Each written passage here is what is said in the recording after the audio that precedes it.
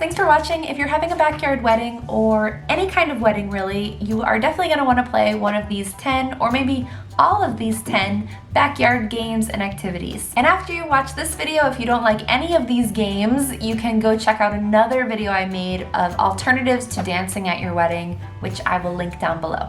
Okay, so the first game I'm going to recommend for your backyard wedding is the Newlywed game, which is really fun to play, and essentially like your crowd doesn't have to do anything. They just kind of sit there and watch, and you, the couple, plays the Newlywed game, and they all laugh at you and with you as you have goofy answers. And of course, the Newlywed game also works really well for bachelorette parties and wedding showers and other kind of pre-wedding activities as well. If you have no idea how to play the Newlywed game, I made a video on how to play the Newlywed game, so I'll link that down below so I don't bore anybody who already knows how to play this game, but it's really fun. Definitely included in your backyard wedding. The second backyard game is something I like to call Popsicle Truth or Dare. So this is where if you're having a lot of little tables, or if not, you can just put them on top of cocktail tables. Basically, you take a cup or maybe 2 cups and you fill them with popsicle sticks per table.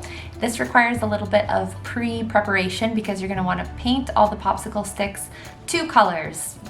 Preferably like your wedding colors, just to make it pretty and stick with the theme. 1 color will represent truths and 1 color will represent dares. And so you'll write cute little dares, nothing too intimidating for your guests, but cute little dares that they can do at your wedding on the dare colored sticks, and on the other popsicle sticks you'll write truths, so like fun questions that they have to answer. And essentially, like, you put these little cups, maybe you can like put them in mason jars, make them look pretty, and you put them either on the tables, like sort of with the centerpieces, or as the centerpieces if you want, or you kind of put them just around on the, like I said, the high boys or the cocktail tables, so people can see them, maybe even with like a little instruction card. And that's really simple. It's just a way of inspiring fun conversation and getting your guests to bond through truth or dare. The third activity on my list is some kind of blind taste testing. This can be blind beer tasting, blind wine tasting, blind cheese tasting, blind dessert tasting. Essentially, you would have your guests blindfold themselves and they could play as teams. So you have like a table be a team and you have somebody come out and serve them whatever it's gonna be, the wine for example, and everybody would have a blindfold. You could even like have the blindfolds be the colors of each team. They all put their blindfolds on, they have to taste something, and then you get them to fill out like a little card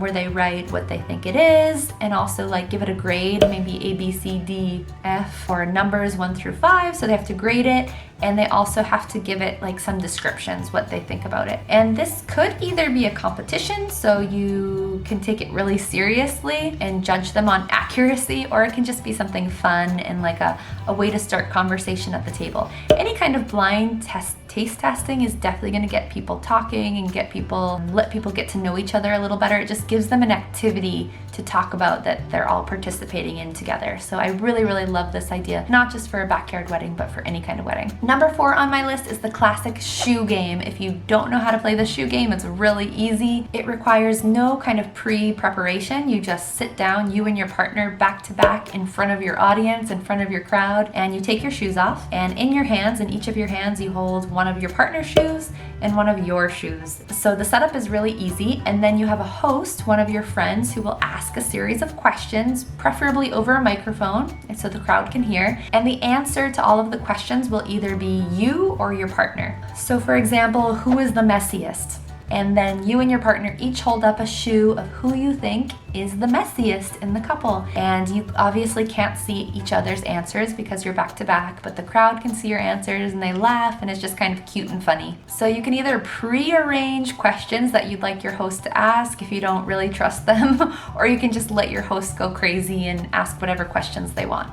The 5th game on my list is something called Find Someone Who. This is a classic English teacher game for all my English teachers out there, but it's a really easy game to play, and the point of it is just to get people talking. So this is a way of getting people to socialize who maybe wouldn't normally socialize at your wedding. The way it works is that everybody has a piece of paper, and it can be a bunch of little gridded boxes, or it can be a list. In each of those little boxes or on the list, there's like kind of like a scavenger hunt, but for people. So for each item, it'll say something like, find someone who has brown eyes, find someone who can play guitar, just all kinds of like little hobbies and activities, find someone who likes this, find someone who does this. You can create it so you can make it interesting for your crowd. And then people just like walk around asking people like, do you play guitar? Do you like cheese? Do you do this? And then they write that person's name down. So it's also a way of getting people to learn each other's names while also learning interesting and fun things about other people. And you can make it a competition. So like the first person to finish gets a prize, or you can just make it so it's fun and people just walk around and talk to each other.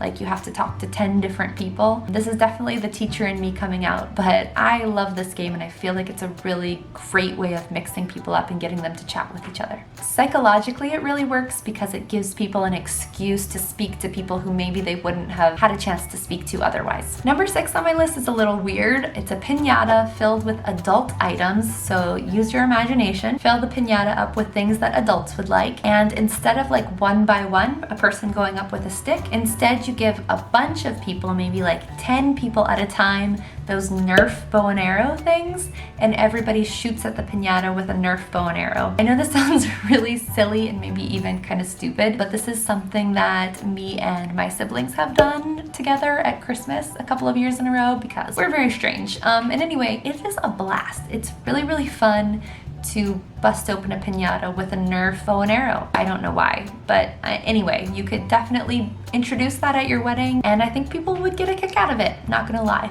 The 7th game on my list is another way of getting your guests to converse with each other, and it's conversation Jenga. So essentially you have Jenga as a centerpiece at your wedding, and I've made a video about how to DIY this. You can paint it and make it pretty, but essentially like each piece of the Jenga has a question on it, like a fun conversation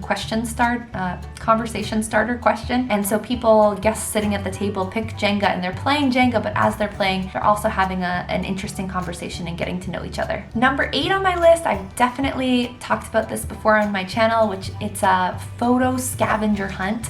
If you've never done one of these before, they're super fun. Pretty much you have a team of maybe like 5 people or whatever, however many people are sitting at each wedding table. You could just make them a team and you assign them a list of things that they have to take photos of together as a group. So for example, they have to like take a selfie with the bride. They have to take a selfie standing by the buffet table, whatever it may be. And the idea here is that they have a mission that they have to complete together, and it's a bonding activity, and plus they have like a bunch of silly photos at the end, which they can either show to you as the couple, or you can like assign someone to be like game master who looks at all the photos and then gives out prizes, maybe like 1st, 2nd, and 3rd place prizes for whoever takes the photos the fastest, or maybe for the team that takes the most creative photos. The 9th game on my list is Capture the Flag. So classic kind of outdoor backyard game, but playing as adults. I think this could really loosen people up at your wedding. You're gonna have to let them know in advance that they're gonna be playing this, so that hopefully they know not to wear heels and they can, feel a little bit more comfortable, not running around, but at least playing a little bit on the grass. It'll definitely require a more adventurous type of guest. The way you play is that you divide your venue space in half, like maybe with an imaginary line, and each team, you're gonna have to divide your guests into 2 teams. You could do this by generation if you want, or you could divide the men and women, or like whatever you want. You could just divide people up randomly, like this side of the room you're a team, this side of the room you're a team. And then yeah, just like when you were 10 years old, each team hides a flag, or this could maybe even be like something from the wedding, like a garter or bouquet or whatever. So each team hides it, and then the first team to find the hidden item or the hidden flag is the winner. And you could give a prize to the team captain if you wanted, or let that team choose a couple of songs. This one is strange, but I think it could be a lot of fun. And finally, the 10th game is to have a rock, paper, scissors competition. Me and Phil actually used to go to a rock, paper, scissors competition here in Vancouver, and it was awesome. It's so much fun. You just need somebody to host it who is personable and confident. And then there's even articles online that teach you how to host it a little bit more smoothly, but everybody knows the rules of rock, paper, scissors, and it's like childish and goofy and a lot of fun for a backyard wedding. All right guys, that's all I have for now. What other games would you like to see played at a backyard wedding? Let me know in the comments down below. Thank you for watching, and I'll see you next time.